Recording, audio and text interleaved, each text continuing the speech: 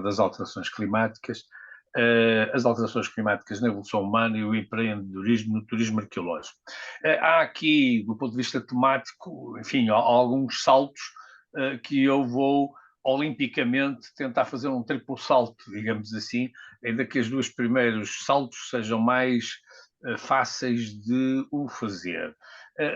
Basicamente, quando nós tratamos, e eu começaria aqui pelo assunto talvez principal, a questão da evolução humana, nós normalmente estamos habituados a alguns equívocos caricaturais, que por vezes até são pertinentes, como nos dias em que hoje estamos, esta imagem do Luís Afonso, um cartunista conhecido há muitos anos do público e um atento acompanhante da realidade política nacional e internacional, nos deixa aqui sobre a evolução humana, os aspectos menos agradáveis da evolução humana, mas que subentende uma perspectiva linear dessa mesma evolução, que é como o homem, desde uma matraca de madeira até ao míssil XPTO, vendido pelos americanos para a Ucrânia ou pelos russos importados do Irão e estas coisas todas que eles fazem hoje em dia sem qualquer pudor, digamos assim, há uma linha condutora que a evolução humana tem uma determinada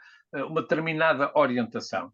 Ora, a realidade que nós hoje conhecemos é uma realidade extremamente diversa desta. É uma realidade onde os múltiplos fósseis que nós conhecemos e sobre os quais iremos tentar falar, não exaustivamente, e não lhes vou falar destes fósseis todos, nem pouco mais ou menos, dão-nos um mosaico extremamente diversificado de linhas evolutivas, algumas que tiveram continuidade, outras que fracassaram num período de tempo extremamente alargado e que se traduz numa realidade de há 8 milhões de anos até hoje, aquilo que nós chamamos de hominíneos, a tribo dos hominíneos, que nos reúne a nós, todos os nossos diretos antepassados que nos precederam desde o momento em que se separaram no âmbito da evolução mais geral dos primatas, do ramo que conduziu aos primatas mais próximos de nós, que são os chimpanzés e os bonobos. Esta tribo dos hominini, hoje, apesar de todos estes fósseis ou documentações fósseis que estão aqui expressos, hoje estão apenas representados por uma única espécie, que é a nossa própria espécie, o Homo sapiens, e até se quisermos ser mais precisos, o Homo sapiens sapiens. E esta visão da evolução humana tem, na literatura da especialidade, que obviamente não vamos aqui abordar, duas linhas interpretativas que são extremamente opostas. Uma linha de agregadores, daqueles que não apostam em multiplicar as espécies ou em reconhecer em cada fóssil que descobrem uma nova espécie, e exatamente a linha interpretativa dos opositores, dos divisores, os splitters versus lumpers, os divisores, os splitters, que procuram ver em cada novo fóssil uma nova espécie e, no final acabam por tornar mais complexa esta compreensão da realidade. Mas se nós quisermos, tudo isto começa, e vale a pena ir um pouco atrás, começa quando, numa época muito especial e para a qual eu me vou, digamos assim, remeter no passado, que é os meados do século XIX. Os meados do século XIX, quando o fim do relato bíblico do Gênesis, da origem do homem, o relato que nos falava de Adão e Eva, Adão como o primeiro homem e Eva a sua primeira mulher, todo esse relato da criação, e atenção, o homem era a criação suprema de Deus, depois de um trabalho, enfim, bastante árduo de criação do mundo, dos vários animais, dos peixes, das aves, etc., etc., chegou ao próprio homem. Essa ideia de uma criação divina, de uma origem divina dos primeiros homens, teve esse abalo quando, em 1859, é publicado o livro de Charles Darwin, o conhecido livro de Charles Darwin, sobre a origem das espécies, e eu aqui permito-me remeter-me quase para o nome completo, a origem das espécies por meio da seleção natural ou a preservação das raças favorecidas na luta pela vida.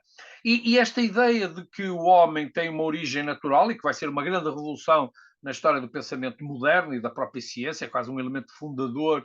Darwin é uma figura cimeira da ciência ocidental e da ciência moderna, digamos assim, um ponto de viragem no domínio do pensamento científico. Este relato das origens do homem, da ideia que há uma evolução, uma origem e posteriormente uma evolução, coincide, e por isso é que os meados do século XIX são particularmente importantes, com o reconhecimento da grande antiguidade do homem, quando no noroeste de França, nas imediações da cidade de Amiens, numa pedreira, num areeiro, com depósitos fluviais do rio Somme, se descobrem materiais líticos talhados em consonância com ossadas de animais há muito distintos que provam pela primeira vez a grande antiguidade do homem.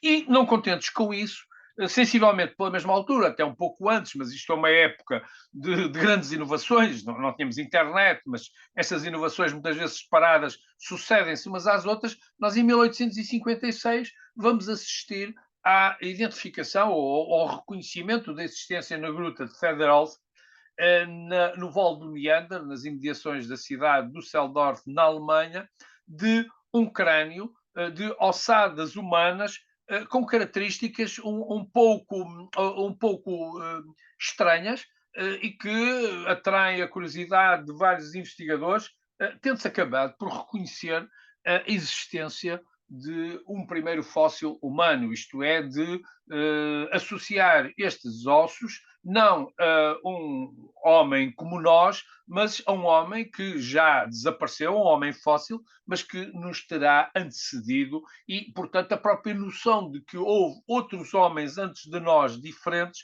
vai colmatar a perspectiva evolucionista da grande antiguidade do homem, da origem do próprio homem e da sua evolução. E, ao mesmo tempo, esta época brilhante, muito empirista, positivista da ciência ocidental, culmina ainda com um outro fenómeno. Começam a aparecer, e já no século XVIII apareciam, vestígios de ossos de elefantes no meio da Sibéria, o que era uma coisa estranha, porque até os próprios russos, por ofertas feitas ao czar, sabiam que os elefantes, e conheciam os elefantes, a espécie Elephas maximus, oferecida pelo chá da Pérsia ao czar, ao Pedro Grande, conheciam os ossos de elefantes e achavam um pouco estranho que eles aparecessem no meio da Sibéria. Mas, ao mesmo tempo, começaram a aparecer vestígios de animais similares aos elefantes, semicongelados no permafrost da Sibéria, o que permitiu começar a reconhecer, juntamente com a identificação de formas geológicas de grandes blocos que apareciam inusitadamente em áreas que não correspondiam às rochas de que eram feitos esses blocos, começaram a levar a criação da ideia de que outrora o nosso planeta terá sido ocupado por fenómenos de origem glaciar e desenvolver a ideia de que outrora houve uma época a que se chamou Idade do Gelo, em que uma parte significativa do nosso planeta, e em particular a Europa, e a Europa era um bocado o centro do mundo à época, portanto, estaria em boa parte coberta por glaciares que sobreviviam nas altas montanhas dos Alpes, na Suíça, na Áustria, ou, enfim, nos Pirineus, mas que outrora teriam tido uma dimensão muito mais vasta e que isso corresponderia a um período de arrefecimento que, entretanto, se procurou identificar com a criação de uma cronologia de base alpina, isto é, de se ter identificado que não terá havido uma única fase glaciar, mas que as fases glaciares foram cíclicas e na região dos Alpes, a partir da documentação de depósitos deixados por esses glaciares, conseguiram-se determinar a existência pelo menos de 4 fases principais que têm os nomes, estão aqui indicadas com os nomes de afluentes do rio Danúbio na região mais setentrional da calote alpina, e ao mesmo tempo esta ideia de que terá existido uma fase fria, uma idade do gelo, uma fase glaciar, intercalada por outros períodos de relativo aquecimento, correspondentes a fases interglaciares, passou também a ser devidamente documentada pela presença de animais com características de adaptação ao frio em latitudes muito meridionais, intercaladas por outros períodos em que esses animais desapareciam dessas regiões meridionais e eram substituídos por animais com características quentes. Enfim, eu trouxe-vos aqui na fila de cima uma, uma procissão, se quiserem, de animais com características frias, o rinoceronte lanífero, o mamute, que era um proboscídeo, um elefante com o corpo coberto de pelos, como depois se veio verificar pelos achados da Sibéria e outros que se foram realizando, a própria rena, que ainda hoje sobrevive nas latitudes mais setentrionais da Europa. E por outro lado, durante as fases quentes, apareciam-nos animais como o rinoceronte de Merck, como gamos, animais que hoje são frequentes até na fauna selvagem do nosso continente, o auroch, ou o elefante de presas retas, um proboscídeo também muito importante e que teve uma dispersão muito significativa. E isto era importante porque, se nós admitirmos que estes períodos foram coevos desses homens mais antigos que nos antecederam, era também importante tentar estabelecer quais eram a fauna de que eles podiam dispor para se alimentar, os recursos alimentares de que se dispunham. Mas, ao mesmo tempo, nós conseguíamos perceber que o fenómeno glaciar era um fenómeno essencialmente concentrado nas latitudes mais setentrionais, no norte do continente americano e em algumas e vastas regiões da Euroásia, com particular destaque para o continente europeu, e que depois, mais para sul, esse fenómeno glaciar circunscrevia-se, na maior parte dos casos, às grandes montanhas, nomeadamente até em África, ao Kilimanjaro, aliás, remete-nos para aquele filme As Neves Eternas do Kilimanjaro, mas aos Andes, onde ainda hoje existem glaciares, mas a maior parte dos gelos de grandes dimensões, com calotes glaciares similares àquelas que hoje encontramos na Antártida ou na Groenlândia, ocupavam todo o Canadá, boa parte do norte dos Estados Unidos e boa parte do continente europeu.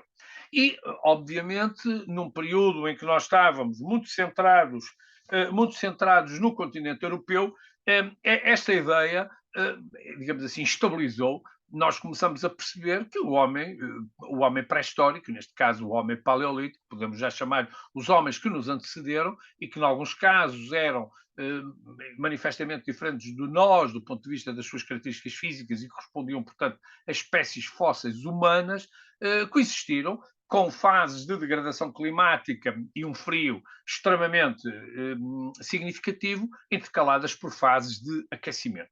O que, no caso do continente europeu, levava a que, nas fases de desenvolvimento das glaciações, procurassem refugiar-se nas zonas mais meridionais, como a Península Ibérica, a Itálica, os Balcãs, etc., e depois, quando o clima, durante as fases interglaciais, aquecia, pudessem migrar um pouco para norte. Mas nós estávamos aqui, na primeira metade, nos finais do século XIX, primeira metade do século XX, numa bolha, uma bolha europeia, em que, obviamente, os primeiros homens e a antiguidade do homem se identificaram na Europa e nós, até porque a Europa, até os anos 50, até a Segunda Guerra Mundial, era constituída por impérios coloniais e olhava, eu não vou dizer com desdém, mas com alguma superioridade para as outras regiões portanto, nada mais natural que assumisse que as origens do homem teriam de ser procuradas na Europa, digamos assim, porque isso fazia parte da ordem natural das coisas.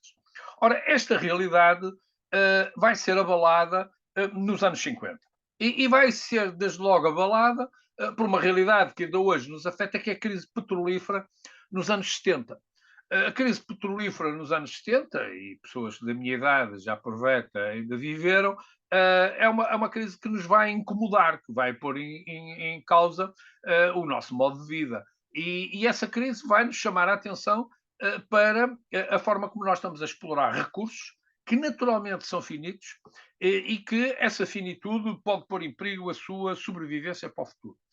Vai, é claro, ter consequências económicas, o aumento do preço do petróleo, etc.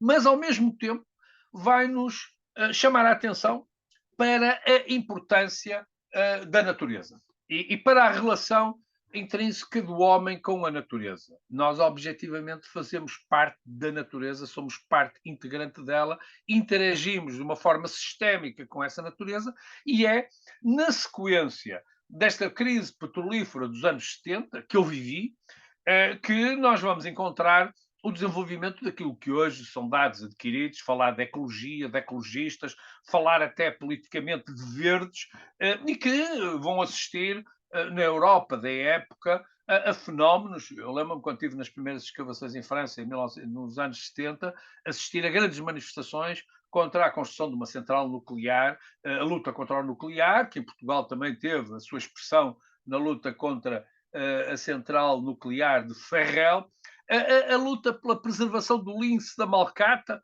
Eu quase que tive para ir buscar uma pasta minha ainda de estudante, que tinha lá o autocolante do Salvemos o Lince da Serra da Malcata, porque isso foi uma coisa mobilizadora para as gerações jovens de então, que passaram a encontrar na vertente da finitude dos recursos e do respeito pela natureza, um elemento particularmente importante e que nos chamava a atenção para olharmos a natureza de uma outra forma. Eu até vos trouxe aqui um livro, que é um livro de pré-história, que eu fui desencantar. Eu não sei se isto se consegue ver, mas eu vou ler o título. É um livro que eu já cá tenho há muitos, muitos anos, publicado em português, nas edições 70, mas isto deve ter 40 e tal anos, que se chama exatamente Ecologia Humana, que é um clássico do Bernard Campbell, que trata, digamos assim, de uma análise da própria pré-história, de um ponto de vista da valorização dos aspectos ecológicos. E isto vai ser uma mudança particularmente significativa.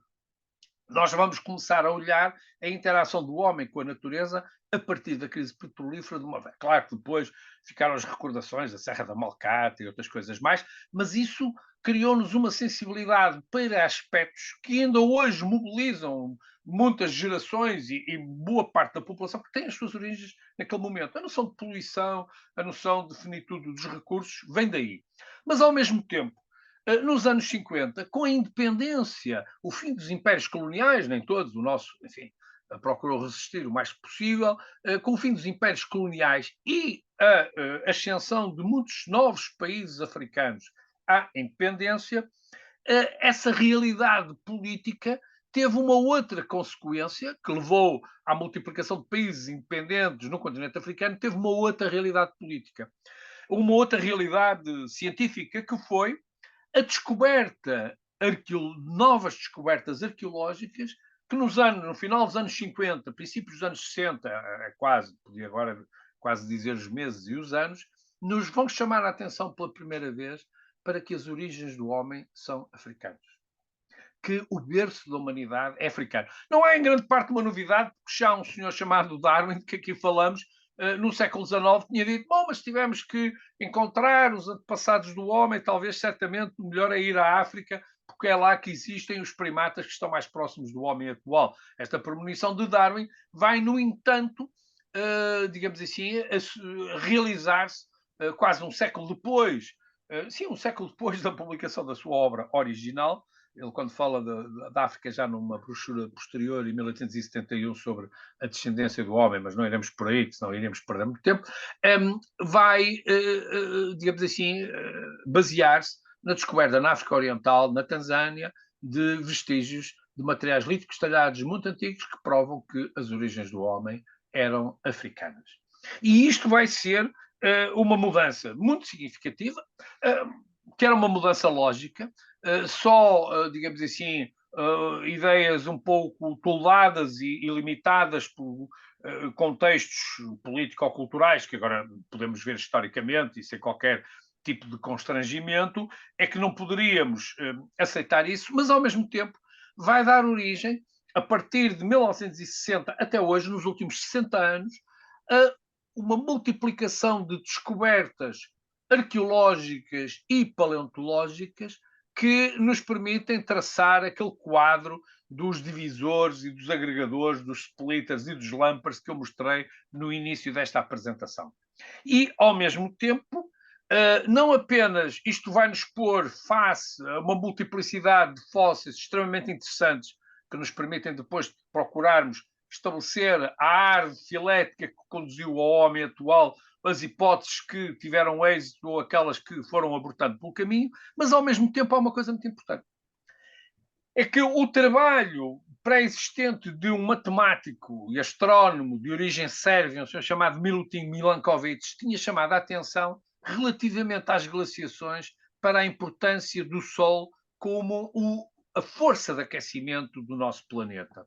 E a importância que a incidência dos raios solares no nosso planeta tem, desde logo com este mapa, que nos mostra que são as regiões equatoriais onde a incidência é muito mais vertical e, portanto, há uma maior quantidade de calor solar que chega à superfície do planeta do que nas latitudes mais setentrionais ou meridionais, onde essa inclinação, ou a inclinação dessa radiação aumenta significativamente e diminui proporcionalmente a própria temperatura. Isto é, Milankovitch vai associar à radiação solar as mudanças de temperatura, mas ao mesmo tempo vai verificar três fenómenos extremamente importantes. Vai verificar que a inclinação, a obliquidade do eixo do nosso planeta, o nosso planeta tem um eixo terrestre sobre o qual o nosso planeta gira, mas esse eixo não é perpendicular em relação ao plano do movimento de translação da Terra em torno do Sol. Ele tem uma inclinação que varia. Varia por razões astronómicas, mas nós hoje sabemos que ele pode variar entre uma inclinação de 24,5 graus e uma inclinação de 22,1 graus. E sabemos quais os ciclos anuais, os ciclos plurianuais dessa mesma variação. Mas essa mesma variação, isto é obra de Milutin Milankovitch, entra, que obviamente, se a inclinação do eixo terrestre é maior ou menor, vai variar o grau de incidência dos raios solares na superfície terrestre, que vai também conjugar-se com a variação da excentricidade da órbita da Terra em torno do Sol. A órbita da Terra em torno do Sol não é uma órbita perfeita, cilíndrica, é uma elipse e essa situação leva a que em determinados momentos essa elipse seja mais abaulada, em outros mais perfeita, e isso de acordo com ciclos solares também muito significativos e mais amplos, na casa dos 90 mil e pode variar até mais de 100 mil anos, que nos obrigam a aceitar que em determinados momentos, em determinadas fases do ano, a Terra está manifestamente mais longe do seu motor de aquecimento do Sol do que noutros momentos, em função dessas variações. Mas há mais. Há ainda o movimento de precessão dos equinócios. O próprio eixo da Terra não está fixo, mas tem uma rotação que é contrária ao movimento de rotação da Terra e leva a que aquilo que hoje nós olhamos para o norte e temos a estrela polar, daqui a cerca de 12 mil anos temos uma estrela completamente diferente. E passado 12 mil anos continuamos a ter a estrela polar. E obviamente isso vai levar a que os períodos do ano, as estações do ano, mudem também significativamente ao longo de um ciclo plurianual que, quando conjugado com a variação da excentricidade da órbita terrestre e com a variação da obliquidade do eixo da Terra em relação ao planeta, vai nos permitir, eu passo já aqui, vai nos permitir a construção destas curvas e perceber que ao longo do tempo há momentos em que a distância da Terra relativamente ao Sol é manifestamente maior e, portanto, a quantidade de calor que aqui chega é significativamente maior, a temperatura teria condições para diminuir significativamente e isso poderia justificar o desenvolvimento do fenómeno glaciar. Ou seja, depois de muitos anos de reconhecer o fenómeno glaciar, Milankovitch passou-nos, digamos assim, uma explicação significativamente bem ilustrada com base em observações astronómicas e matemáticas que nos permitiam correlacionar estes três fenómenos e perceber que da correlação destes três fenómenos nós conseguimos ter um entendimento da variação da temperatura terrestre e da ocorrência dos fenómenos glaciares. Ainda com uma outra situação. É que a par disto, a partir dos anos 50 e com a descoberta do carbono 14 e de outros métodos de datação, nós conseguimos ir afinando métodos de datação e, em particular, já nos finais do século XX ou no último quartel do século XX, o desenvolvimento da análise isotópica do oxigênio na água e, em particular, a partir dos registros obtidos nas calotes glaciares que se conservam na Groenlândia, como é este o caso, ou na Antártida, conseguiram-se fazer perfurações em camadas de gelo que muitas vezes têm quase 3.000 metros de espessura, e ao longo dessas perfurações obter aquilo, enfim, carrotes, tubos cilíndricos de gelo, que, quando devidamente analisados ao microscópio, permite-nos perceber que esse gelo não tem as mesmas características e, desde logo, a mesma coloração. Tem, desde logo, períodos mais claros, intercalados por períodos mais escuros, correspondendo os mais claros ao verão e os mais escuros ao inverno. Isto baseia-se na existência de dois isótopos do oxigênio, o O16 e o O18, sendo o O18 mais pesado. As condições de variação da proporção entre o O16 e o O18 variam, com a possibilidade de haver uma evaporação tendencialmente mais elevada dos isótopos menos pesados, e isso, naturalmente, em função do frio ou do calor, variar muito significativamente, e quer através da análise das calotes dos gelos da Groenlândia e da Antártida, quer através da análise dos fundos marinhos, isto é, da análise dos sedimentos depositados nos fundos marinhos e na variação de pequenos organismos que tenham pequenas conchas formadas por carbonato de cálcio, que integra também a água existente no oceano no momento em que elas formaram, e são animais com uma curta vida, portanto aquilo corresponde àquele momento, à percentagem do O16 e do O18 que naquele momento existiria. A análise circunstanciada e sistemática desses dados permite-nos correlacionar as calotes de gelo da Antártida e da Groenlândia com as recolhas de sedimentos nos fundos marinhos, para os quais necessitamos de barcos.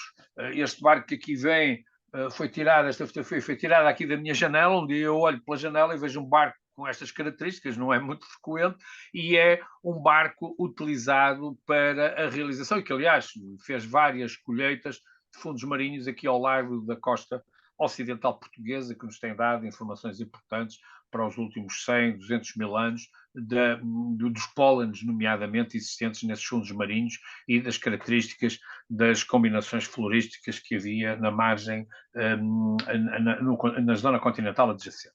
Mas isto permite-nos, juntamente com outros proxies importantes, com novos métodos de datação, criar uma correlação muito significativa, porque verificamos que as variações do O18 e do O16, por exemplo, observadas na Antártida e na Groenlândia, têm uma clara correlação.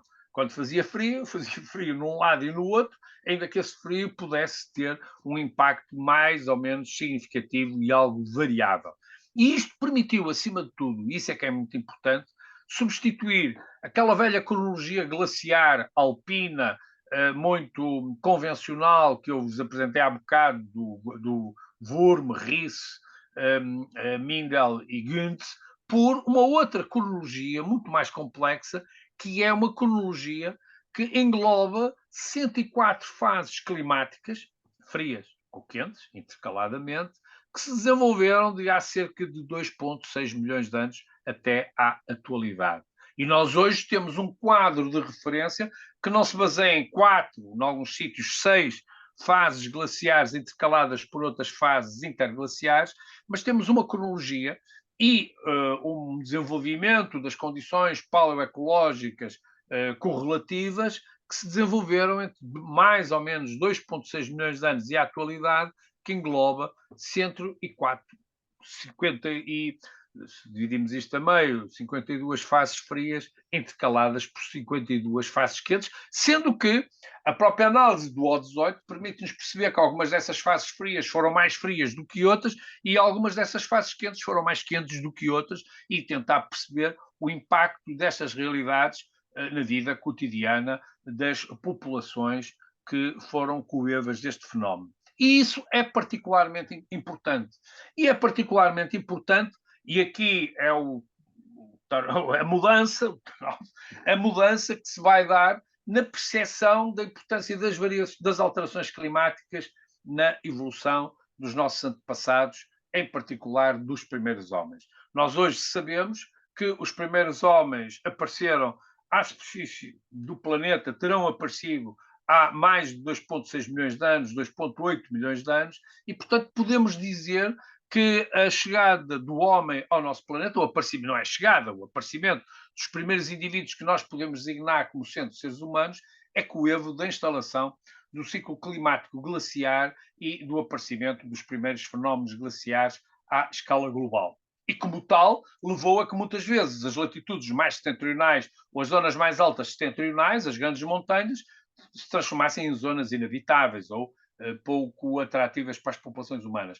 Mas isso levou-nos também, e isso, o desenvolvimento destes proxies e de outros, isto é, de elementos informativos sobre a evolução do clima, levou-nos também, peço desculpa, a percepcionar que, mais do que na Europa, a África não terá ficado incólume a estas alterações climáticas e os períodos de arrefecimento que afetaram as zonas setentrionais transformaram-se em África em períodos de aridez muito significativa.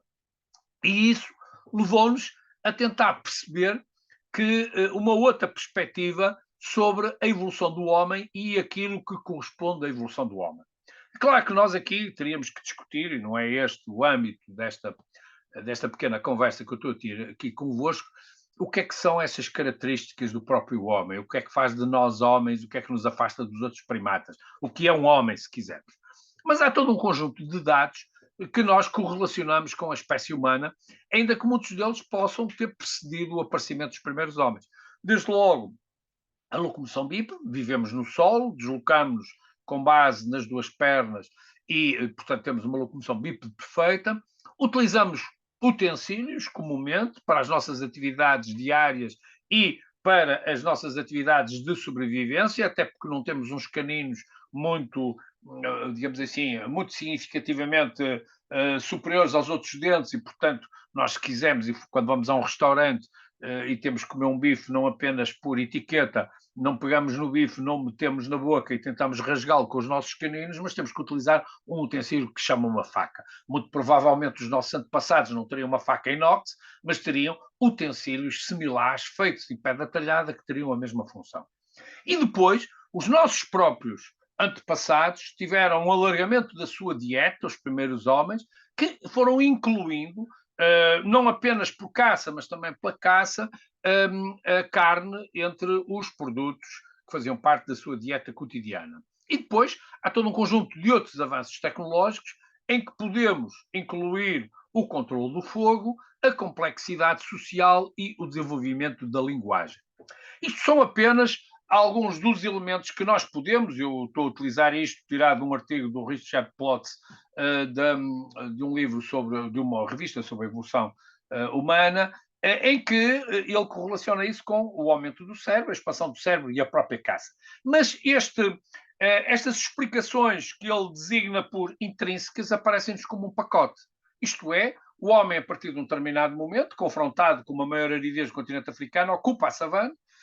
Ao ocupar a savana, começa a andar de pé, adota o bipedismo e se liberta-lhe a mão, tem a possibilidade de utilizar utensílios, vai com esses utensílios aumentar o pacote de alimentos que consome, ao mesmo tempo, com a carne, há uma expansão do cérebro, novos avanços tecnológicos, mais complexificação social e a cereja no topo do bolo seria a própria linguagem, uma forma de complexificação social ainda mais desenvolvida. Esta ideia de que todas estas inovações são encadeadas umas pelas outras é uma ideia que nos remete para a ideia de que a savana terá sido o clique que desenvolveu todo este pacote. Mas há outras explicações extrínsecas sobre as quais eu vos quereria falar. E uma delas é a ideia de que não há, digamos assim, um pacote associado, mas terá havido um fenómeno, e aí a alteração climática é mais significativa, terá havido um fenómeno mais significativo, que é o desenvolvimento da savana, ou uma fase de intensa aridificação que foi conhecida em diferentes momentos em África, que serviu quase de disparo para o desenvolvimento de todo um conjunto de inovações. Perante uma acentuada aridez, por exemplo, o homem é obrigado a tirar mais proveito dos parcos recursos de que dispõe e vai fazê-lo utilizando utensílios líticos. Pode aproveitar melhor uma carcaça de um animal abandonado por outros predadores. Pode retirar mais carne. Pode escavar e retirar tubérculos, raízes para se alimentar. Isto é, o desenvolvimento tecnológico, o aparecimento dos utensílios pode ser, digamos assim, uma resposta a esta realidade. E aqui nós chamamos a essa hipótese a existência da hipótese do golpe de mudança, isto é, um momento muito significativo terá sido suficiente para desencadear esta inovação, e esta inovação pode ser disruptiva. Mas, ao mesmo tempo, há outros autores que não concordam tanto com essa situação. E não concordam porque acham que esta é uma situação também muito minimalista, como se, postos perante uma situação de deterioração climática significativa, essa resposta tenha sido quase uma resposta idealizadamente inovadora que permitiu depois todas as outras transformações subsequentes. E há a ideia de que, e vários estudos sobre as condições paleoclimáticas em que estes fenómenos se desenvolveram, em particular na África Oriental, muitas vezes, para além desta noção de aridez que existiu e que está bem documentada, nomeadamente num período aí à volta 2,8, 2,4 milhões de anos, que é um período significativo onde apareceram muito provavelmente os primeiros homens, mas que esta noção de que essa aridez terá disparado com o aparecimento dos primeiros utensílios é capaz de ter sido um bocado exagerada, porque essa aridez parece que a África é um todo. Ora, a realidade é um pouco diferente. A realidade é a realidade de uma região que tem terras altas, terras baixas, terras mais próximas do mar, terras mais interiores, terras com uma maior altitude próxima dos grandes lagos da África Oriental, terras que podem ter uma significativa aridez, mas que podem incluir um mosaico de meios ambientes com ecótonos, com, digamos assim, ambientes de transição muito significativos, um mosaico de paleoambientes que terá levado estes primeiros hominíneos a desenvolver diferentes características de adaptabilidade muito diversificadas que os tornaram mais capazes de se adaptar aqui ou acolá aos desafios que as próprias alterações climáticas lhes poderiam pôr. É a chamada hipótese da seleção pela variabilidade. Estes hominíneos teriam uma ampla variabilidade de situações de adaptação aos desafios paleoclimáticos que se faziam sentir neste mosaico de ecossistemas que aí existiriam e se tornaram-nos mais plásticos, mais facilmente adaptáveis, e terá sido esta seleção da variabilidade que terá concorrido de forma significativa para o desenvolvimento destes primeiros homens e o aparecimento de inovações significativas. E isso remete-nos para três momentos que eu vou tentar destacar da evolução humana. Quando nós, eu agora vou, desculpem lá, mas eu devia ter posto aqui outro diapositivo, e enfim, não quis pôr tantos diapositivos como acabei por pôr. Nós temos três momentos fundamentais na evolução humana. Temos este primeiro momento, que corresponde aos primeiros hominíneos, isto é, quando é que apareceram os primeiros primatas que já se distinguindo dos outros primatas que ainda hoje sobrevivem, dos antepassados dos chimpanzés e dos bonobos, deram origem à tribo dos hominíneos. E aqui nós estamos num terreno muito, digamos assim, problemático, porque quando nós falamos aqui no Sahelanthropus tschadensis ou no Ororhyntogonensis, estamos a falar quase de fósseis isolados, um único fóssil, que permitiu identificar uma outra espécie. Porque é que eles são associados aos hominíneos? De uma forma que está longe de ser consensual, muitos dos investigadores veem neles características anatómicas que sugerem que seriam já espécies que desenvolviam um claro bipedismo. Eram bípedes, eram primatas superiores bípedes e, portanto, faziam parte desta grande família dos hominíneos. Este é o primeiro momento, quando, como se individualizam estes hominíneos. O segundo momento é, algures por aqui, quando no domínio da evolução dos hominíneos, em à volta de 3, 2 milhões de anos, aparecem os primeiros indivíduos que nós podemos dizer são fósseis que pertencem ao género humano, os primeiros homens. E depois, finalmente, no desenvolvimento, enfim, multifacetado, diversificado e com uma explosão demográfica por variedíssimas regiões, quando como aparecem os primeiros Homo sapiens sapiens, os homens como nós. São estes três momentos da evolução que convém nós termos em conta para depois atendermos a esta evolução. E para vermos os primeiros hominíneos, tem interesse falar nesta espécie, o Ardipithecus ramidus, que apareceu na África Oriental com uma cronologia entre 4,5 e 4,3 milhões de anos, que é uma espécie relativamente bem conhecida e que, pela primeira vez, os indivíduos que estudaram estes fósseis disseram, bom, estes indivíduos não viviam na savana. Portanto, estes tipos não tinham que ter um comportamento bípede. Eles tinham claramente viviam em meios muito arborizados e, portanto, tinham uma vida arborícola perfeita. E, como se isso não bastasse, aparecia um pé onde o dedo grande do pé ainda estava distanciado dos outros dedos, o que permitia a apreensão e que constituía, digamos assim, um indício da capacidade, digamos assim, de vida arborícola desenvolvida por estes ardipithecus, por estes primeiros hominíneos. Isto estragava um bocado, se é me permitido dizer isto nestes termos, a ideia de que a savana, a aridificação, teria sido um elemento particularmente importante para desencadear aquilo que nós vemos que é o aparecimento do bipedismo.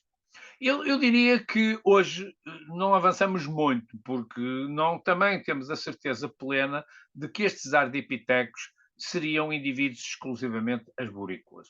O conceito de savana é um conceito extremamente discutível. Se forem à internet e procurarem a palavra savana, sai-lhes uma informação qualquer da Wikipédia ou qualquer outra coisa em que lhes aparece o montado alentejano como correspondendo a uma savana. Rigorosamente. Isto é, a paisagem de savana é uma paisagem aberta, mas que tem árvores pelo meio e pode ter até pequenos bosques. Há, digamos assim, variações. E há até locais perto de linhas de água que podem ter zonas relativamente úmidas. Ora, aquilo que se admite é que estes primeiros hominíneos certamente teriam já a capacidade de viver no solo, ter uma caminhada bípede, mas ainda, digamos assim, conservavam características anatómicas que lhes permitiam também desenvolver pontualmente uma vida arborícola. E isso leva-nos, digamos assim, não a relativizar um bocado mais estas conclusões definitivas que muitas vezes sobre estas questões se tomam e a olhar para as várias hipóteses do turnover pulse, ou seja, do golpe de mudança de que vos falei há bocado, ou para a hipótese da seleção da variabilidade, de uma forma um pouco mais abrangente e perceber como é que estes primeiros hominíneos, que aparentemente tiveram como principal característica o desenvolvimento, desceram ao solo, passaram a viver frequentemente, se não na sua totalidade, no solo e a ter uma locomoção bípede, poderiam, no entanto, ter algumas soluções arborícolas ainda interessantes para a sua sobrevivência. E depois, num segundo momento, e nós aqui vemos um caso muito concreto da vida na savana africana, numa fotografia original em baixo e numa tentativa de reconstituição de um bando de hominíneos a deslocarem-se numa zona de paisagem aberta intercalada por zonas arborícolas nas proximidades de um grande lago, onde nós vamos encontrar duas espécies chaves, os parantropos, que são os hominíneos com um cérebro grande, mas ainda com aspectos muito arcaicos nas suas características anatómicas, e o Homo habilis, bastante mais grácil, e que, putativamente, não sabemos se o Paranthropus também o fazia, mas claramente o Homo habilis era já um produtor de artefactos. E vamos aqui para uma situação que está longe de ser consensual, mas onde se vai imputar às alterações climáticas mudanças significativas para justificar o aparecimento dos primeiros artefactos. Um artigo de Peter de Menocal, de 2011, da revista Science, trazia-nos este gráfico, onde, relativamente ao continente africano, nós vemos aqui assinalados neste gris mais expressivo, uma banda entre 3 milhões e 2 milhões e meio de anos, e uma outra banda entre cerca de 2 milhões e 1 milhão e meio de anos, que correspondem a fases de intensa aridificação. Intensa aridificação que afetou estes hominíneos que já viveriam em paisagens, se não abertas, pelo menos abertas de uma forma significativa, mas estas savanas ter-se-ão tornado mais áridas. Ora, aquilo que de Menocal nos chama a atenção e que muitos autores procuram vislumbrar nesta situação é que é nestas fases de intensa aridificação que se dão dois momentos tecnológicos muito importantes na história da humanidade. O aparecimento dos primeiros utensílios de corte com o aparecimento das indústrias olduvaienses entre 3 e 2 milhões e meio de anos, e depois, mais tarde, entre 2 milhões e 1 milhão e meio de anos, uma nova tecnologia que se baseia já na produção de artefactos, onde a forma total do objeto, a sua configuração, é determinada por talho. É claro que eu poder-vos-ia dizer que hoje em dia há vestígios de talhe por primatas, que pensamos que não seriam hominíneos, mas ainda se discute, há 3,3 milhões de anos. Mas não eram utensílios de corte, eram utensílios essencialmente de percussão. Qual é a diferença destes utensílios? É que o homem, e até nós temos, há trabalhos que nos provam que os próprios chimpanzés eram capazes de talhar eventualmente a pedra, de obter algumas lascas. Mas aqui há uma coisa que é completamente diferente. Estes primeiros utensílios que aqui nos aparecem, entre 3 milhões e 2 milhões e meio de anos, podíamos ir ao Edgar Uru e ver 2,8 milhões de anos, Gona, etc. Agora não interessa vermos sítios arqueológicos, é alguns por aqui que aparecem e nunca mais desaparecem. Isto é, a aquisição desta tecnologia de artefactos líticos talhados pelos primeiros homens, poderão não ter sido os únicos a fazê-lo, mas os homens foram os únicos que os adotaram e nunca mais se livraram dos utensílios. Os meus caros amigos estão todos sentados à frente de um computador, que mais não é do que um utensílio. E possivelmente, se querem tirar notas, utilizam uma esferográfica, um lápis, que mais não é do que um utensílio. É alguns entre 3 e 2 milhões e meio de anos, num período que coincide com esta pressão desencadeada pela aridificação, que se dá um fenómeno particularmente importante, que muitos autores referem, não é novidade, que é a evolução. A evolução deixa de ser uma evolução apenas biológica, mas passamos a ter uma evolução biocultural. O homem continua a evoluir de um ponto de vista como todas as outras espécies biológicas, mas parte para a sua própria evolução, incorporando uma realidade tecnológica, cultural, particularmente importante, da qual nunca mais se vai livrar. Nós hoje não fazemos utensílios do tipo olduvaiense, mas utilizamos os carros, utilizamos as facas com que comemos, etc, etc. Nunca mais nos livramos dos utensílios. E na fase subsequente há uma evolução tecnológica muito significativa com o aparecimento da tecnologia bifacial, com o desenvolvimento da tecnologia que nos permite definir a configuração inovadora de um determinado artefacto. Esta é, digamos assim, uma das componentes, e eu escolhi esta, poderia depois ter desenvolvido, mas isto também nos obriga a escolher meia dúzia de dados, que me parece particularmente significativa, sugestiva, para nós podermos incluir como num elemento decisivo da evolução humana. Finalmente, e no que diz respeito à evolução do homem, para irmos muito rapidamente, se me é permitido, ao problema do empreendedorismo e do turismo cultural, como é que, eu vou pôr a questão ao contrário, como é que se vendem e se publicitam e se mobilizam turistas para ver calhaus, pedras e cortes e terras e outras coisas mais, eu iria apenas referir de uma forma muito sucinta a terceiro momento da evolução, que é o aparecimento do homem moderno. Nos últimos anos nós temos tido grandes descobertas que têm mudado muito a forma como nós encaramos o aparecimento dos primeiros homens. Uma coisa, no entanto, é certa. Os primeiros homens, tudo leva a crer, e consensualmente admite-se, também surgiram pela primeira vez em África. Nós temos fósseis associados aos primeiros homens com cronologias que vão desde Jebel e Rud de Marrocos, com cerca de 300 mil anos.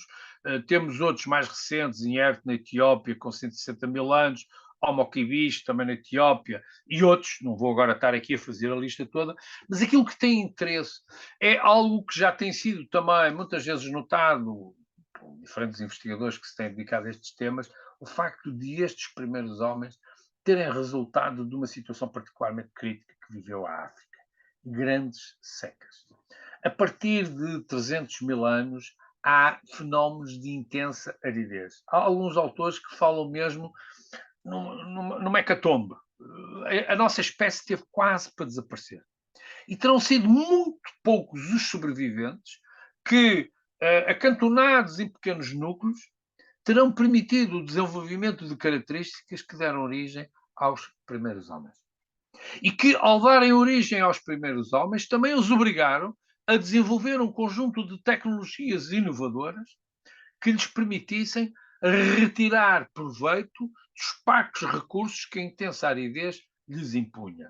E estou a falar de pontas em osso, estou a falar de utensílios compósitos, pequenos utensílios em pedra que eram cuidadosamente encabados, estou a falar num conjunto até de inovações, digamos assim, extremamente complexas, que implicam já o desenvolvimento dos primeiros grafismos, das primeiras decorações, a utilização de elementos de colagem, toda uma inovação tecnológica que acompanha de uma maneira muito curiosa e precocemente no continente africano estes primeiros homens modernos, homens como nós, Homo sapiens sapiens. E, portanto, os primeiros hominíneos, o desenvolvimento do bipedismo ou não defeituoso e em que condições é que se fez, o aparecimento dos primeiros artefactos num momento de grande crise climática e todas as grandes secas que tiveram na origem dos primeiros homens constituem três aportes muito significativos para nós podermos estabelecer uma ligação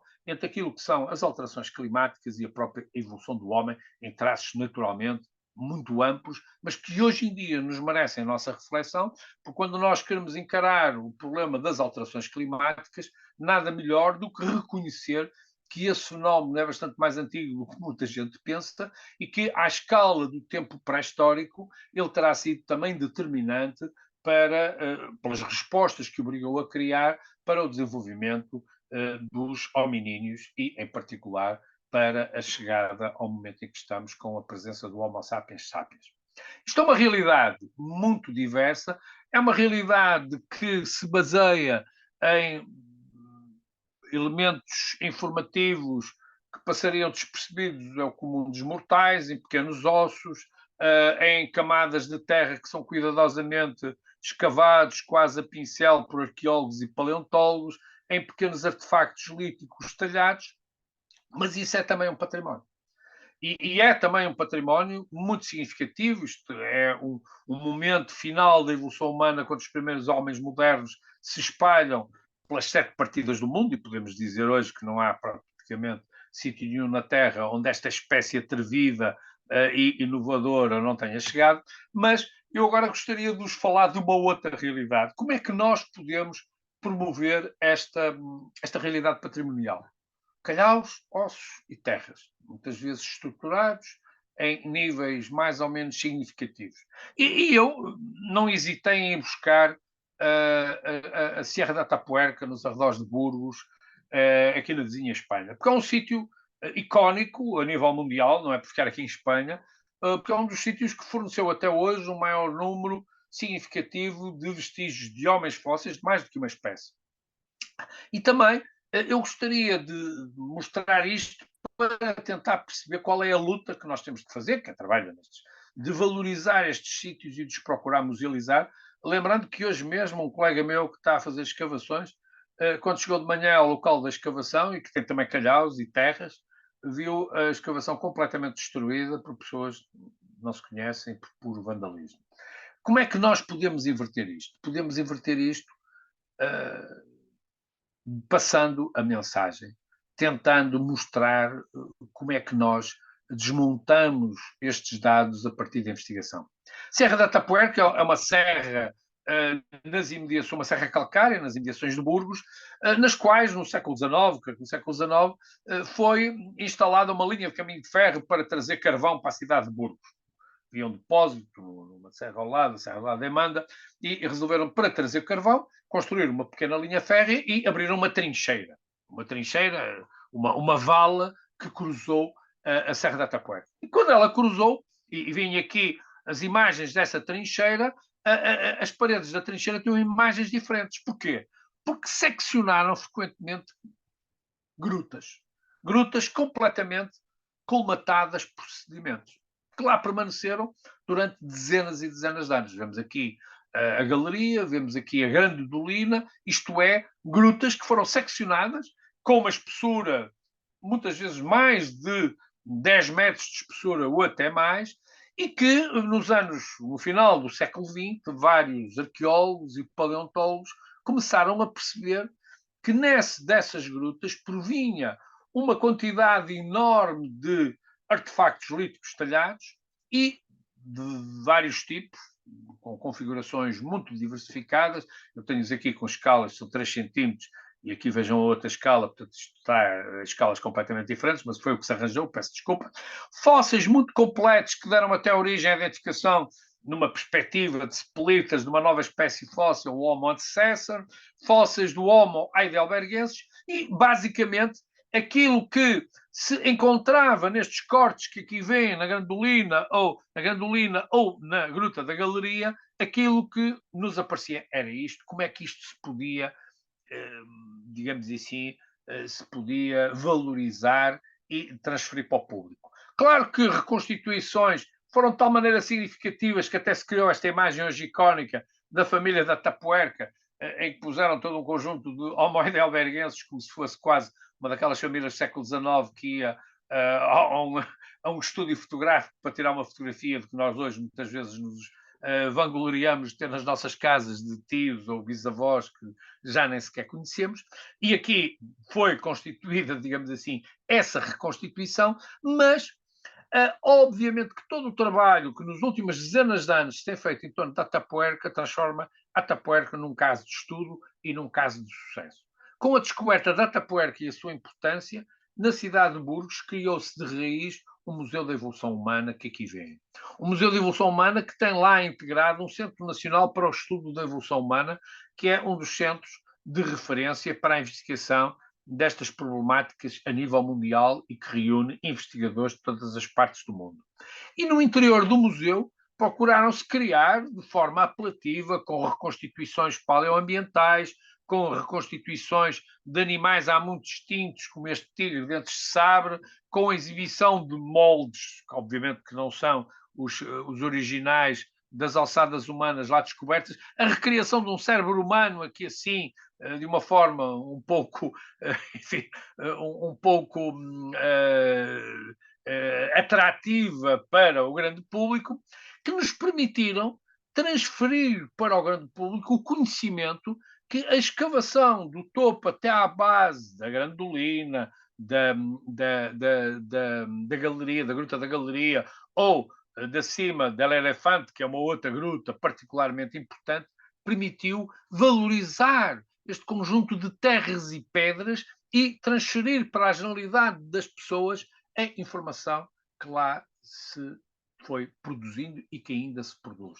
Com a musealização dos sítios, com grandes estruturas, andaimes que permitem a visitação em condições adequadas e de segurança dos vários sítios que estão a ser escavados e dos outros que já foram sendo escavados, com o acompanhamento e sempre a presença de guias que procuram explicar à generalidade das pessoas aquilo que encontram, e vêm aqui um grupo de visitantes e uma reconstituição de um crânio de um heidelbergensis e, desculpem lá que eu agora é que me perdi, porque há aqui uma coisa que me falhou, que permitem exemplificar, peço desculpa, mas há aqui uma falha neste diapositivo, exemplificar como, através destes cortes estratigráficos, nós conseguimos perceber, no essencial, os principais momentos da evolução humana.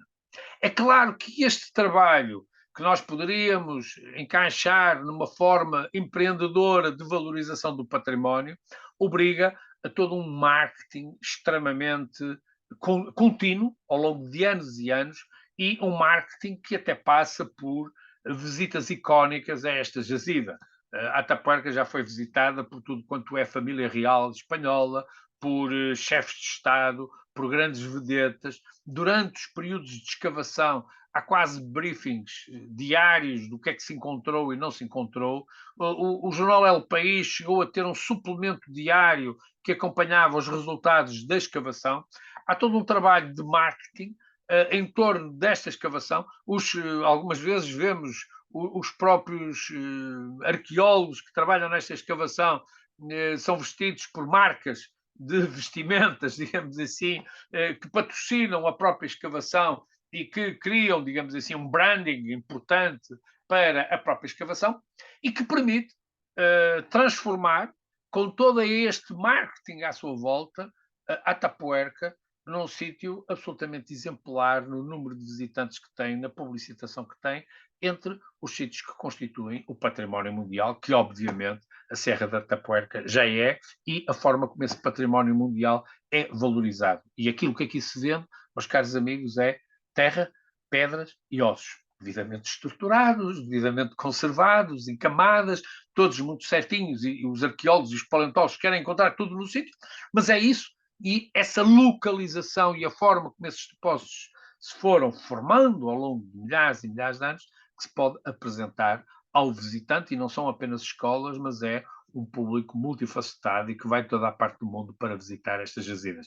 Eu espero, com isto, não sei se forcei muita nota, ter passado do tema evolução humana para alterações climáticas para a evolução humana e acabar aqui, a propósito da evolução humana, de falar naquilo que eu acho que é um caso inequívoco de sucesso de empreendedorismo. Quando estive no GESPAR, convidei, e isto também é importante para quem trabalha nestes setores, era uma rapariga licenciada, doutorada em Calcolite, que foi para Boston fazer um PhD em marketing cultural e que depois estava à frente da Fundação Atapuerca. Porque só assim é que se consegue. Nós precisamos ter bons profissionais bem formados para saber aproveitar e valorizar este património. Muito obrigado, fico à vossa disposição. Espero ter sido esclarecedor. Os meus caros amigos dirão. Obrigada, professor. Obrigada. Se calhar interrompemos a partilha da Sim. da apresentação. Muito bem. Olha, muito bem, é mesmo isso. Portanto, quem quiser intervir, põe a mão no ar, como a Carla Torres fez. Entretanto, eu peço-vos agora, podem ligar os vídeos, senão estamos sem face, para isso basta-nos, se calhar, estar online no curso da Universidade Aberta, agora podemos ter face, estar aqui síncronos, e eu, ou o professor Olgário ou a professora Marina, vamos tentando gerir as vossas intervenções. Carla, foi a primeira, portanto... Por acaso era assinalar as palmas e agradecer de facto esta apresentação do Dr. Cunha Ribeiro, que de facto fez aqui acabou por nos fazer uma apresentação também do percurso que temos feito nesta formação. E ele foi de encontro precisamente aos conteúdos que já nos têm sido disponibilizados, e acho que terminou com esta importância que de facto a comunicação do património para o podermos valorizar é fundamental, não é? E é isso que faz com que todo o trabalho de estudo, de investigação, também seja devidamente reconhecido. Por isso, agradecer, não coloco questão, porque de facto houve aqui toda uma informação disponibilizada que de facto agradeço. Muito obrigada, Carla. E nós é que agradecemos a vossa presença. E não sei se alguém... Vocês sabem com certeza colocar a mãozita no ar e nas reações para falarem sempre que possível. E agora, um pouco até para quebrar o gelo, eu confesso a minha tomada de consciência, não é que já não me tivesse passado pelas mãos, mas hoje fiquei particularmente consciente de que um ramo da história, o professor é um arqueólogo, pré-historiador, eu não me dedico tanto a essa, nem tão pouco a esse período tão recuado no tempo, mas sou historiadora e, portanto, já abarco outros períodos temporais na cronologia histórica e realmente há aqui uma conexão muito interessante entre a crise petrolífera, de que falou o professor João Pedro Cunha Ribeiro, e a chamada eclosão da história ambiental, que é algo que me é particularmente caro e que começa a ser, digamos assim, perpetrado nos Estados Unidos e que depois acaba por se espalhar a partir dali e que chega a Portugal tarde, mas não a más horas, e que agora começa a ser muito valorizado até em termos de financiamento da ciência. E é engraçado como as modificações climáticas, eu não sei se posso falar para o período histórico, o professor se calhar pode-me ajudar aqui. Falar de alterações climáticas para o período histórico é complicado. Se calhar são pequenas oscilações comparadas com as grandes glaciações e com os períodos estudados na pré-história. Nós, na história, não sei se temos alterações climáticas, pequenas oscilações. O professor fará o favor de me ajudar aqui. Mas é engraçado como... Eu acho que tudo depende, não é? Ali, ainda hoje, enfim, em circunstâncias menos... Estava a falar com um colega meu, um colega e amigo, que me dizia, vamos, estávamos a falar do clima, e ele dizia, não, temos que nos habituar porque isto é o final da última pequena idade do gelo. Ainda estamos no estrutura da última idade do gelo. E normalmente, enfim, estava a chover, não é? Em julho, quase em julho, e pelo menos dava-nos um bocado, então aqui em Lisboa, dava-nos um bocado essa impressão. Portanto, quando falamos de alterações climáticas, é sempre uma questão relativa. É sempre uma questão relativa. É evidente que entre tempo meteorológico e clima, depois, mas aí a professora saberá isso melhor que eu, mas quer dizer, a vantagem da pré-história é que vem em cronologias muito grandes, não é? A história não verá em cronologias tão grandes, mas quando nós vemos o Holocénico e todo o Medieval Warm Period e por aí fora, saberá isso melhor que eu. Obviamente estamos a falar de processos que a uma escala talvez cíclica menor e tal, e até mais complexos, porque enfim, pelo menos a literatura que existe ou a que eu vou lendo na Patagónia é um bocado diferente da Mongólia ou por aí fora, não é? Não é, muitas vezes não são tão síncronas como nós pensamos, mas são significativas. Aí não tenho a mínima dúvida. Aliás, quer dizer, eu também me baseei, porque falar de evolução humana, que é uma evolução que dura mais de 2 milhões e meio de anos, e falar destes processos, eu obviamente tive que fazer um bocado de lumper, de amassar os dados, digamos assim, porque depois podemos discutir se há 2 milhões e 300 mil anos se havia condições de umidificação nos territórios altos da Etiópia e qual era a percentagem, e muitas vezes consegue-se lá chegar, mas outras vezes não se consegue. Não estamos a tratar num terreno onde temos ainda muito que fazer. Ó, professor, sem querer monopolizar, até porque eu gostava muito que os nossos formandos participassem, mas é extremamente importante perceber estes fenómenos e complexos. São fenómenos complexos que têm ritmos diferentes consoante as zonas do globo e a cronologia que estamos a abordar e, portanto, digamos que a simplificação que muitas vezes nos é transmitida nos órgãos de comunicação social é manifestamente redutora, mas se calhar é a forma de chegar ao grande público e de promover uma literacia deste tipo de problemáticas que de outra maneira não passa, não é? Ou passa mal, não sei. Não sei se passa mal, mas de facto nós temos que perceber que isto são fenómenos complexos, que estão na ordem do dia, que são utilizados, até o professor falou deste caso, portanto, da musealização, no fundo, da arqueologia, podia ter falado em casos portugueses, evidentemente, como o nosso COA, que eu devo lhe dizer que fiquei muito triste quando lá fui e vi que o número de visitas era muito inferior àquele que eu eventualmente esperava, mas isso passa por a literacia. Foi? Eu já lá fui há uns anos, de facto. Passa por este tipo de conversas e esta literacia E estou-me a lembrar que até a Disney utilizou a pequena idade do gelo, perdão, a idade do gelo, não é? A última grande glaciação, para fazer um filme de banda desenhada para crianças, para adultos, portanto, há muita maneira de pegar nisto, não é, professor? E depois, calma, depois passo para vocês, para tirarem dúvidas, entenderem. A ver, e é preciso um bocado de imaginação. É claro que no mundo académico há sempre uma certa relutância em sair de um certo, de uma certa torre de marfim e pensar. Eu digo isso, eu sou. Não vejo muitas séries, mas adoro séries de vikings. Na Netflix. Quer dizer, eu percebo, e até porque tenho lido a literatura sobre a matéria, que aquilo tem um grande romance à volta, mas quer dizer, uma pessoa que quer ver um filme ou quer ver uma série televisiva tem que ter romance. Portanto, tem de haver uma parte documental e tem de haver outra parte que é imaginação.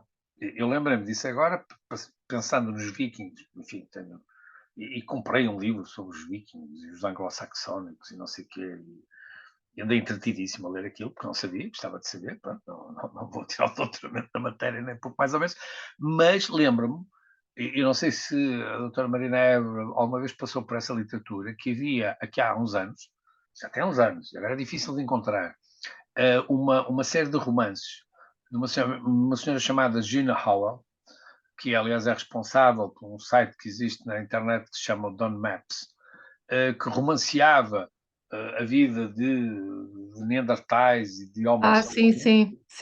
que era o clã dos das cavernas, Exato, claro. que era uma coisa absolutamente fabulosa.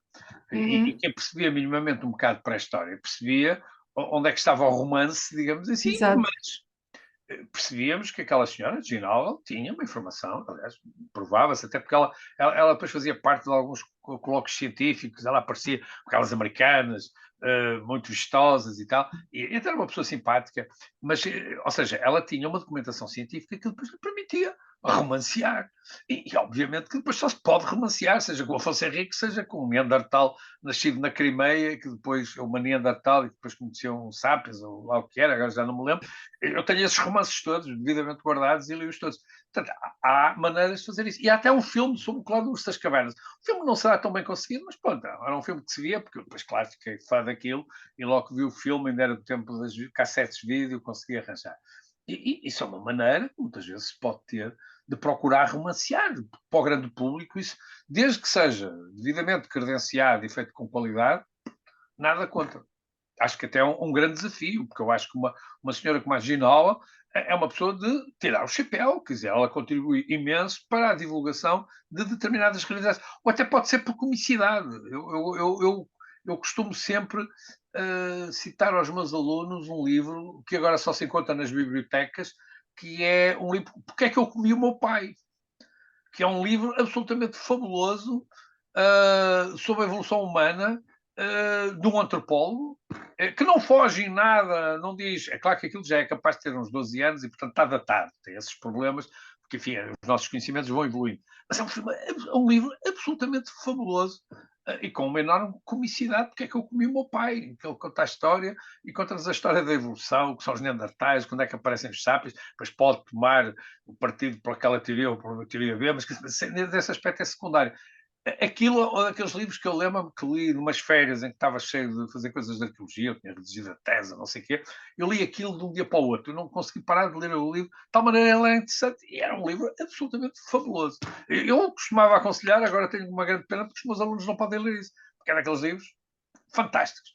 Na universidade a gente não deve só ensinar ou dar dicas de coisas sérias, extremamente, enfim, formais, também um bom livro de humor, nada a obstar. E vejam, um tipo que, aliás, eu sou amigo por causa disso e que tem uma criação fantástica, é o meu amigo Luís Afonso, do cartunista do Público. Tem aquele fantástico Homem Paleolítico, não é? Eu até tenho uma dedicatória com o Homem Paleolítico, ele já me ofereceu no romance dele, porque é uma coisa absolutamente fabulosa. E ele uma vez discuti com ele se ele devia tirar o biface que tem agarrado ao pau. Ele disse assim, não, pai, isso é icónico, é verdade que não corresponde à realidade, é um contrassenso. Mas aquilo é icónico, faz parte do imaginário. Do imaginário e também. do personagem, não é? Quer dizer, eu acho que é fabuloso, não é? Professor, deixe-me só pegar numa dica que disse que nós na academia não devemos ser demasiado sérios para dizer aqui aos nossos estudantes. Não, é divulguei verdade. muita gravação. Que não há aqui perguntas absurdas nem ao lado, porque nenhum de nós tem, obviamente, à exceção da professora Marina Évora, bagagem intelectual e científica para estar aqui a debater taco a taco com o professor. Portanto, não há aqui perguntas descabidas, questões descabidas, há perplexidades e estamos aqui para partilhar perplexidades. Portanto, se não se importam, porque depois, quer eu, quer o professor Olegário, podemos ter mais alguma dificuldade em responder-vos, aproveitem este momento e eu fui aluna do professor, como já disse, portanto o professor é plástico, como o homem, o homo. Quem é que é plástico? O seu professor sabe acolher qualquer tipo de questão que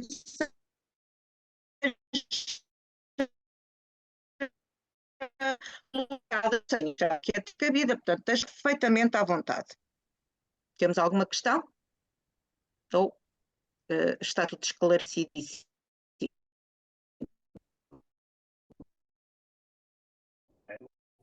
Eu queria perguntar uma coisa. Quando o seu professor falou no livro de Ecologia Humana, eu fiquei, só consegui apanhar essa parte, porque eu acho que na UC de Antropologia falámos nesse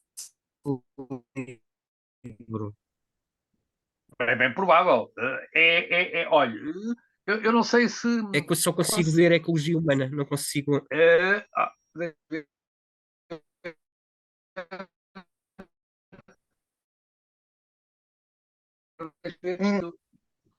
Não, espera aí. Sim, não, este é um livro de referência. E é um livro que está. Isto é da. Eu nem sei, mas isto é da. Eu até lhe vou dizer.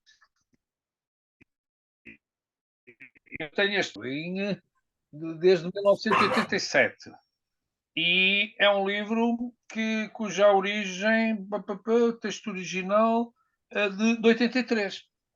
Eu, por acaso, não diz qual é o editor, mas é um livro de 83, não sei em que editora foi. É um livro muito interessante. É Eu tenho a ideia que nos recursos era esse um dos livros. Eu estou a tentar ver aqui nos meus arquivos, mas não estou. Eu que não sei é se este livro é de fácil aquisição nos tempos em que correm.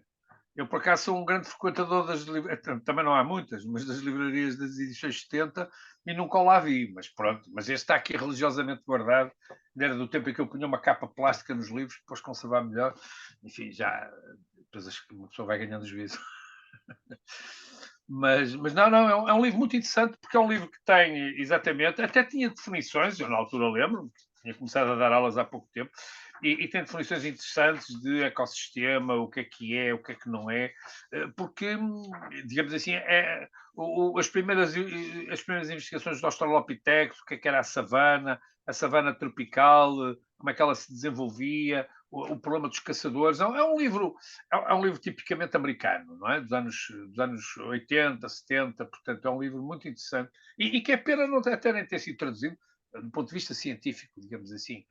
Terá alguma idade, digamos assim, mas do ponto de vista da abordagem metodológica eu creio que é particularmente interessante. Mas eu, se quiser, posso lhe mandar. Já tivemos aqui no chat, professora, obrigada, uma colega. Da Ciência, edições 70, Bernard Campbell, eu posso mandar os dados todos.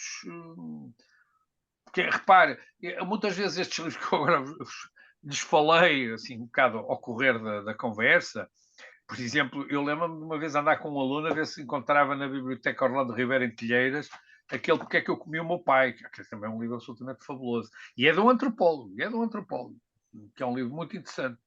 E que é um livro, não é um livro científico, não é? Quer dizer, eu acho que é um livro científico, a maneira dele também é, não é? Mas que é um livro de um indivíduo que sabe trabalhar as coisas e pô-las de uma maneira bastante adequada, não é? Mas eu posso lhe mandar depois, não sei se já tem algum site que lhe possa dar, Ecologia Humana, Bernard Campbell. É esse que eu estou a ver, é esse o manual que está no recurso. É? Menos do meu ano, é. Olha, eu não tinha combinado. Eu estava a achar claro. Muito curioso. Não, e aliás, há um outro indivíduo que é... Deixa-me ver se eu consigo, eu ainda consigo arranjar, se tiver interesse nisso. A Carla está aqui a colocar tudo. Muito obrigada, Carla. Aqui Nada. no chat, ou bate-papo, o que lhe queiram chamar, está aqui tudo. Mas eu acho que o Dr. Cunha Ribeiro estava a falar de uma outra publicação. Não, peço desculpa. Eu fui ali, eu estou no escritório, mas não consigo, isto é confusão. Porque há um outro livro de um americano que é o Carl Butzer, que morreu aqui há poucos anos, e que até nos últimos anos chegou a trabalhar em Portugal, que é um geoarqueólogo, enfim, famoso, e que é mais ou menos desta época e que tem Archaeology as Human Ecology. Mas eu agora... professor, não se massa, então. eu tinha que o encontrar. É Archaeology as Human Ecology. Arqueologia como uma ecologia humana. Mas que é, mas atenção, não é um livro tão didático como este. O Carl Butzer é um geoarqueólogo, enfim, competentíssimo, e fala enfim, mais de estratégias de desenvolvimento, de análise de sedimentos, etc., e de análise de proxies climáticos, mas que era um livro absolutamente fundador, daqueles livros que uma pessoa dava quase nas aulas de arqueologia, quer dizer, um bocado o beabá, não é? E que na altura era, aqui há 30, 40 anos, era um livro absolutamente fabuloso. Muito obrigada, professor. Mais alguém? Isto é das tais coisas. Hoje fiquei outra vez com uma frase a palpitar-me, que é nós só conseguimos preservar aquilo que conhecemos. O que não conhecemos, não preservamos, porque nem sabemos que existe, como é lógico, não é? E, portanto, quanto maior a literacia patrimonial, mais salvaguardado está o nosso património, não é? Parece-me uma frase feita, mas que nunca é demais sublinhar. Estão com pressa para ver Portugal ou há mais alguma questão? Ok, tem aqui uma versão espanhola, muito bem. Bernard Campbell. Eu creio que a editora portuguesa, a versão portuguesa só se deve conseguir encontrar em bibliotecas. O Gonçalo tem a mão no ar, pode abrir o micro, Gonçalo, e falar, faz favor. Olá, muito boa tarde, doutora João Ribeiro. Muitos parabéns pela sua sessão, que foi bastante enriquecedora dentro do tema que temos vindo a tratar aqui dentro do nosso curso microcredencial. Aproveitava para lhe fazer uma questão relativamente aos locais em Portugal que são mais relevantes e que evidenciam a semelhança do que falou em Burgos, da Serra de Tapuerca, quais aqueles que considera mais relevantes e que nos podem remeter para os nossos antepassados. Já falámos de Foz Coa, mas que outros lugares destaca? Muito obrigado. Olha, não lhe vou falar dos meus, como está, antes mais cumprimentado. Eu vou começar por dizer, não lhe vou falar dos meus. Porque normalmente quando a pessoa pergunta, diz assim, os meus são os melhores, e são melhores que os dos outros, não é?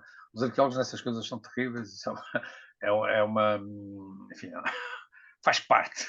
Não, mas, olha, por exemplo, tem uma jazida particularmente importante e que poderia ser musealizada, que são as grutas do Almonda, as grutas do Almonda, na base da Serra d'Aire. É claro que eu teria de falar talvez em grutas, que também não são assim tão frequentes. A Lapa de Picareiro, a Gruta da Figueira Brava, a Gruta Nova da Colombeira, no Bom Barral, a Gruta da Figueira Brava, na Serra da Rábida, perto de Porto da Rábida, enfim, mais ou menos para situar. São locais que não estão preparados para receber pessoas. E isso, desde logo, constitui uma limitação, não é? Porque para os sítios destes têm também de ser preservados. E portanto, abrir ao público é um risco também, não é? Repare. Mas quando há interesse em o fazer, eu penso que pode ser uma mais-valia. Eu agora não vou estar aqui a citar locais, mas ainda aqui há pouco tempo tive uma reunião numa Câmara Municipal sobre vários sítios arqueológicos e que disse, mas se querem fazer aqui uma área de recreação e turística, porque é que não começam por fazer um levantamento dos sítios arqueológicos que têm e, enfim, naquelas passeatas e naquelas estruturas de madeira com percursos pedestres ou não sei o quê, não fazem um memorial, têm uma musealização de um corte e depois terem sempre um centro interpretativo. Repare, Foscoa foi um grande desafio. Foscoa foi um grande desafio, porque ainda hoje aquilo precisa de intermediação. E como viu, em Atapuerca também é preciso intermediação. Porque a generalidade das pessoas poderá não estar devidamente preparado, e não é um problema de iliteracia, é um problema genérico. Repare, eu conheci muita gente que ficou entusiasmadíssima com as gravuras e depois chegou lá e não viu nada. O que é perfeitamente plausível. Já lá fui dezenas e dezenas de vezes, mas, por exemplo, se for visitar determinados núcleos das gravuras com o sol a bater de frente, agora, em algumas rochas não vê absolutamente nada, uma superfície rochosa. Por isso é que, na altura que eu por lá andei, se fizeram, e agora há visitas noturnas, porque permite utilizar a luz artificial com incidências adequadas e ultrapassar algumas limitações.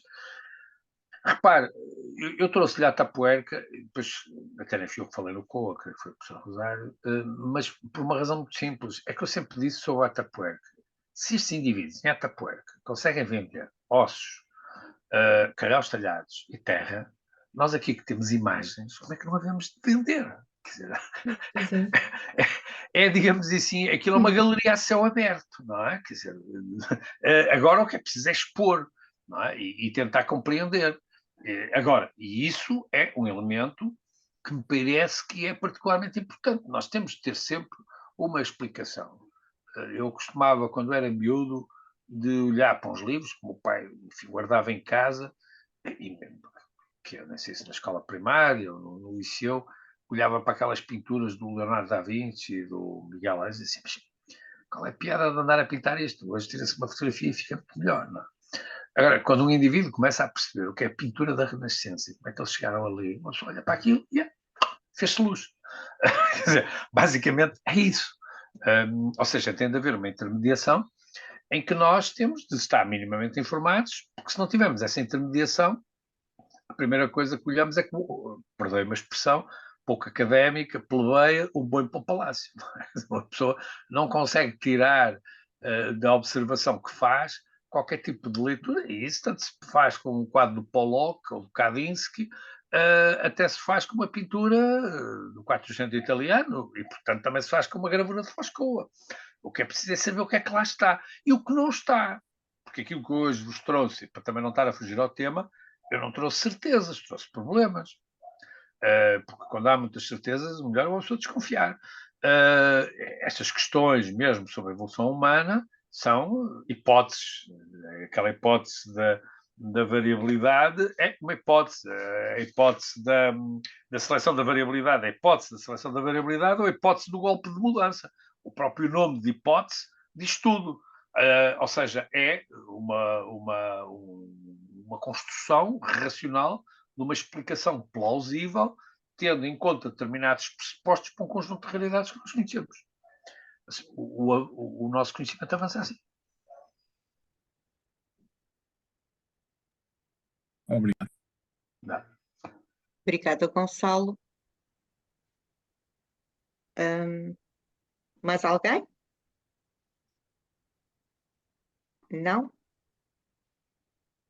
Então, pronto. Se calhar dávamos por encerrada esta conversa,